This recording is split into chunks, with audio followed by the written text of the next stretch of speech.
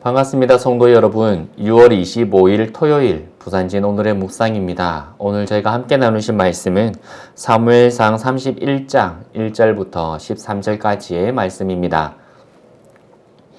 블레셋 사람들이 이스라엘을 침해 이스라엘 사람들이 블레셋 사람들 앞에서 도망하여 길보아 산에서 엎드려져 죽으니라. 블레셋 사람들이 사울과 그의 아들들을 추격하여 사울의 아들 요나단과 아비나답과 밀기수아를 죽이니라. 사울이 패전함에 활 쏘는 자가 따라잡으니 사울이 그 활 쏘는 자에게 중상을 입은지라. 그가 무기를 든 자에게 이르되 내 칼을 빼어 그것으로 나를 찌르라. 할례받지 않은 자들이 와서 나를 찌르고 모욕할까 두려워하노라 하나 무기를 든 자가 심히 두려워하여 감히 행하지 아니하는지라. 이에 사울이 자기의 칼을 뽑아서 그 위에 엎드러지매 무기를 든 자가 사울이 죽음을 보고 자기도 자기 칼 위에 엎드려져 그와 함께 죽으니라. 사울과 그의 세 아들과 무기를 든 자와 그의 모든 사람이 다 그날에 함께 죽었더라. 골짜기 저쪽에 있는 이스라엘 사람과 요단 건너 쪽에 있는 자들이 이스라엘 사람들이 도망한 것과 사울과 그의 아들들이 죽었음을 보고 성읍들을 버리고 도망하매 블레셋 사람들이 이르러 거기에서 사니라. 그 이튿날 블레셋 사람들이 죽은 자를 벗기러 왔다가 사울과 그의 세 아들이 길보아 산에서 죽은 것을 보고 사울의 머리를 베고 그의 갑옷을 벗기고 자기들의 신당과 백성에게 알리기 위하여 그것을 블레셋 사람들의 땅 사방에 보내고 그의 갑옷은 아스다롯의 집에 두고 그의 시체는 벳산 성벽에 못 박음에 길란 야베스 주민들이 블레셋 사람들이 사울에게 행한 일을 듣고 모든 장사들이 일어나 밤새도록 달려가서 사울의 시체와 그의 아들들의 시체를 벳산 성벽에서 내려가지고 야베스에 돌아가서 거기서 불사르고 그의 뼈를 가져다가 야베스 에셀 나무 아래에 장사하고 7일 동안 금식하였더라. 아멘.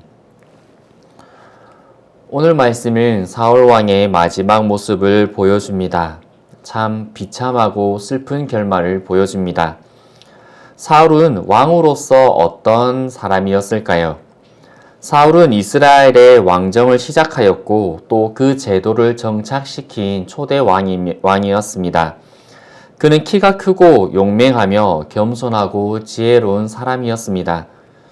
사무엘상 14장 47절부터 52절을 보면 그는 군사력 확충을 위해 언제나 노력을 하였는데 그 결과 이스라엘 사방의 적, 곧 모압, 암몬, 에돔, 소바, 그리고 블레셋과의 싸움에서 승리하고 그들을 징벌하였으며 이스라엘을 그들의 손에서 구원하였습니다. 사울 왕을 통해 블레셋의 손에서 이스라엘을 구원하시겠다는 여호와의 뜻을 성취한 것입니다. 그의 지도력 아래에서 이스라엘 12지파가 통합되었고 유다 지파에서도 나발과 같은 사울의 충신이 있기도 하였습니다. 사울은 신앙적인 면에서도 노력을 했었습니다. 사무엘상 14장 34절을 보면 음식을 핏째 먹지 말라는 모세의 율법에 충실하였고 신접한 여인을 찾아갔을 때 그 여인이 했던 말처럼 신접한 자와 박수를 이스라엘의 중심부에서 쫓아내는 종교개혁도 시행했었습니다. 그는 언제나 제사하기를 원했고 여러 곳에서 여호와의 제단을 쌓았었습니다. 사울은 여호와의 뜻을 묻는 일에도 최선을 다했습니다. 그래서 자신이 오늘 죽게 되었던 이 블레셋과의 마지막 전쟁을 앞두고도 그는 여러 가지 방법으로 하나님의 뜻을 묻고 있는 것을 우리는 볼 수 있습니다. 사울은 왕으로서 그렇게 나쁘지 않은 왕이었습니다. 이처럼 좋은 점이 많았던 사울 왕을 무너뜨린 것은 외부의 적이 아니었습니다. 물론 결과적으로 오늘 블레셋에 의하여 죽임을 당하긴 하지만 그를 무너뜨린 건 외부의 강력한 세력들이 아니라 그의 안에 있던 사울 왕 안에 있던 그의 마음이었습니다. 잠언 4장 23절은 우리에게 이렇게 교훈하여 줍니다.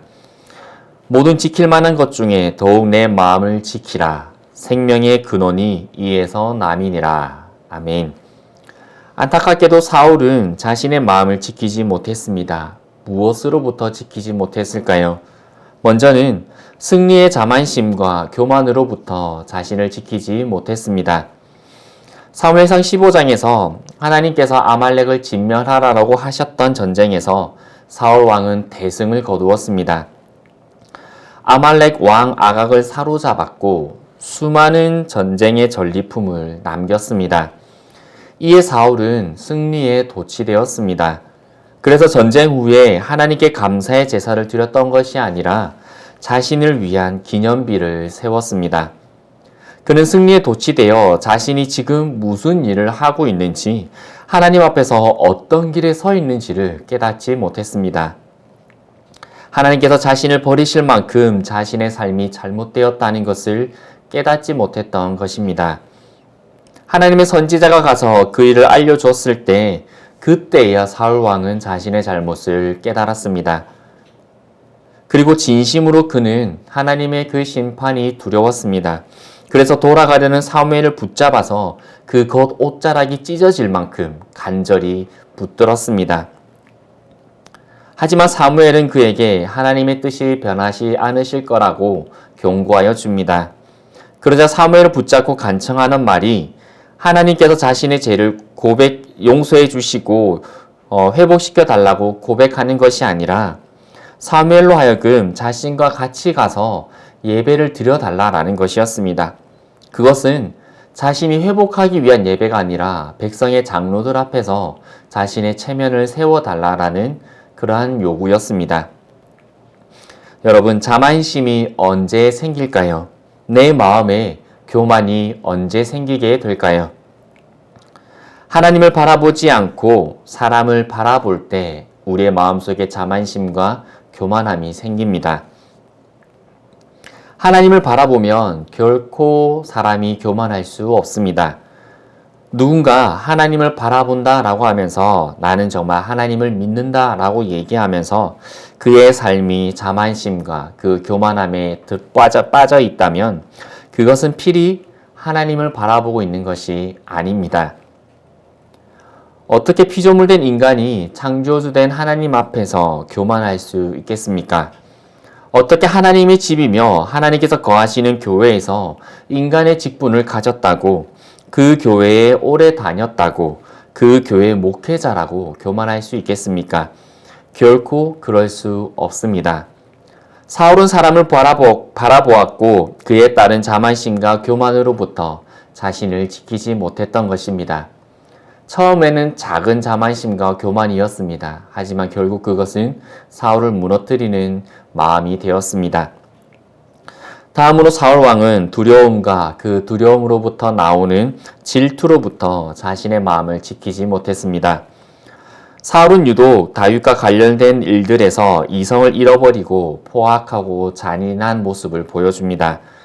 다윗과 관련된 놋 제사장 80여 명과 그 성읍의 사람들을 학살하거나 다윗을 옹호하는 자신의 아들 요나단을 그는 죽이려 하였습니다.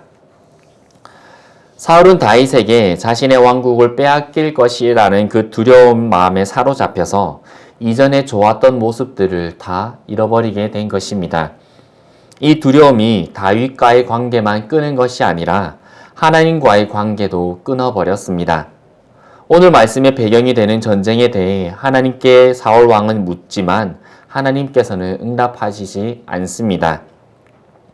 결국 사울 왕은 자신이 내쫓았던 무당을 찾아가서 자신의 앞길을 묻는 비정상적인 신앙인이 되었던 것입니다.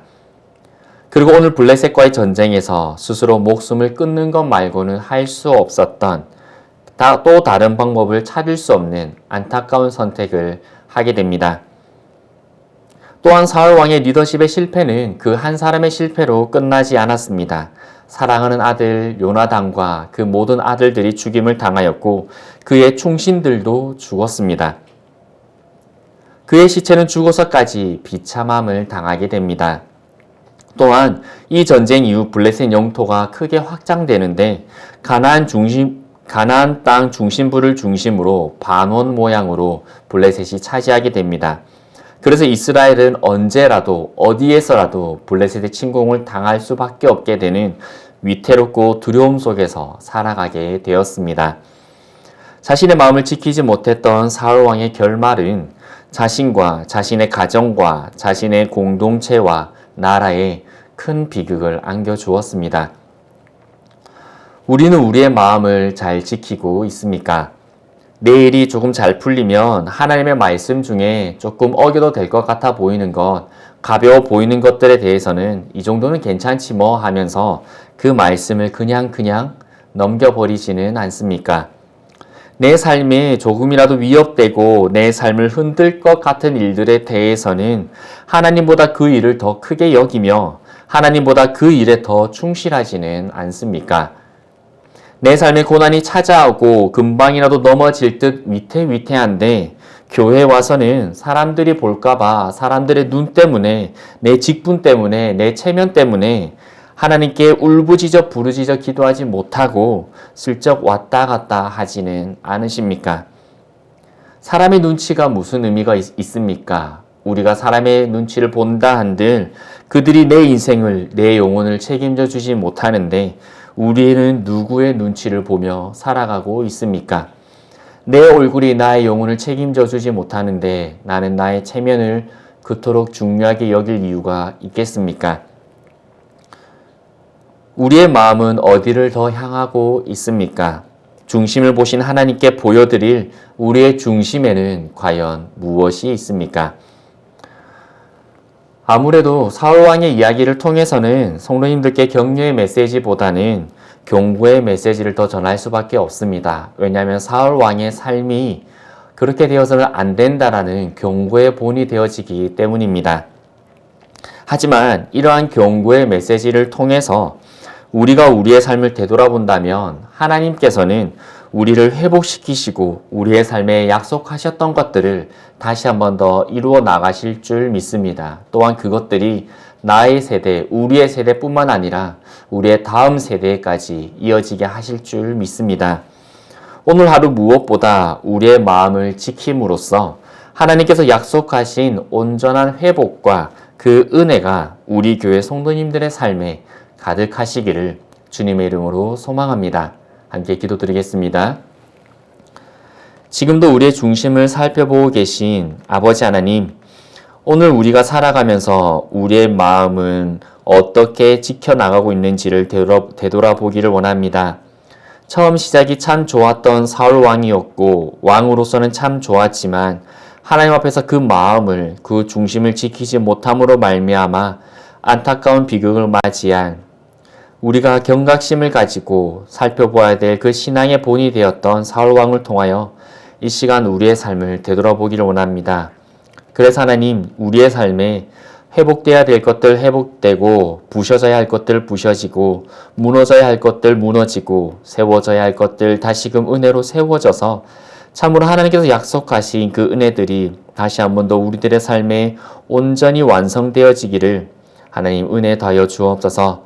또 한 가지 소망하기는 우리의 삶이 의인의 삶이었지만 하나님의 백성의 삶이었지만 좋지 않은 본으로 남게 되었던 사울의 인생과 같이 되지 않게 하여 주시고 우리가 하나님의 백성으로서 좋은 신앙의 본으로서 우리의 다음 세대들이 우리도 저렇게 살아야겠다라고 보여줄 수 있는 저희가 되어질 수 있도록 또한 은혜를 더하여 주옵소서. 오늘 하루의 삶을 온전히 하나님께 의지하며 예수 그리스도 이름으로 기도드리옵나이다. 아멘.